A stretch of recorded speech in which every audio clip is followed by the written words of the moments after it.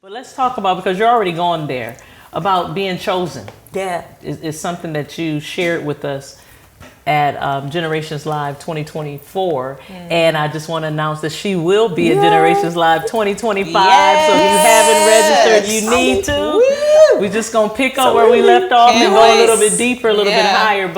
But sharing that, you know, knowing that you're chosen, or even the process, you know, it's not always fun. Sometimes it's lonely, sometimes you're rejected and you're looked over. So just speak on that. Well, I preached about David and how that God had chosen him.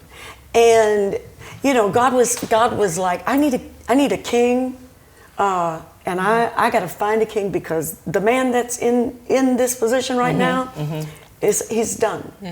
And what did he do? Talk to Samuel and said, Samuel, go to Jesse's house. And he said, I have provided a king, because God always provides. I have provided a king among the sons. Samuel goes down to Jesse's house. Jesse's excited, because if my son is the king, that means I'm in. I'm in. I get the benefits. And so what he did was he lined up all 7 of his sons. All 7 of them. And said, yeah, come on. And the prophet took the horn of oil, and he went to anoint, and he went through the whole line, and the oil stayed up in the horn. Didn't come because your oil knows you. And my oil knows me. And it's not going to come on anybody else's head. That's why you can't worry about somebody getting what God has for you. That's right. I love that. If it's mine, it's mine. That's right. And that horn of oil was tipped. It would not flow out. And do you know, Jesse said, well, let's try it again. So he lined all of them up twice, gave all of them 2 opportunities. Before the prophet said, do you have another son? Is there another son? He was hidden. He was a son that was hidden. He was the 8th son.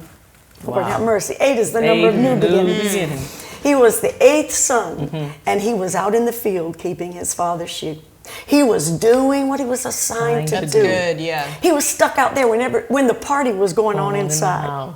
It looked like he was at the wrong place. The promotion was in the house, David. The party was in the house. The celebration was all in the house. But David was at his point of assignment.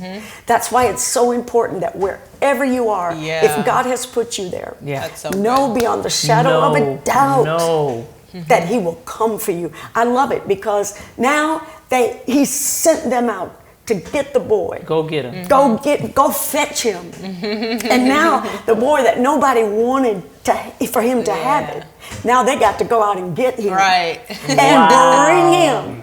You know, valet service. And so God knows how to find you. He will find you, because he knows where you are. He placed you there. That's why you can't just run here, there, and everywhere and think that you are going to be blessed. Because the blessing don't come to where you are. The blessing comes to where you're supposed to be. That's awesome. That's awesome. And David was where he was supposed to be.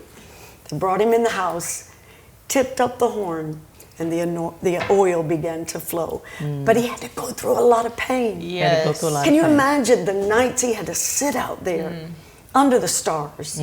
Nobody but him. That's why God became his everything. Nobody but him and God. There you go. He wrote songs and sang songs. That's so good. I mean, him and God had church out there. I can imagine David singing and God just tapping his foot, because they were partners. They went together like peanut butter and jelly.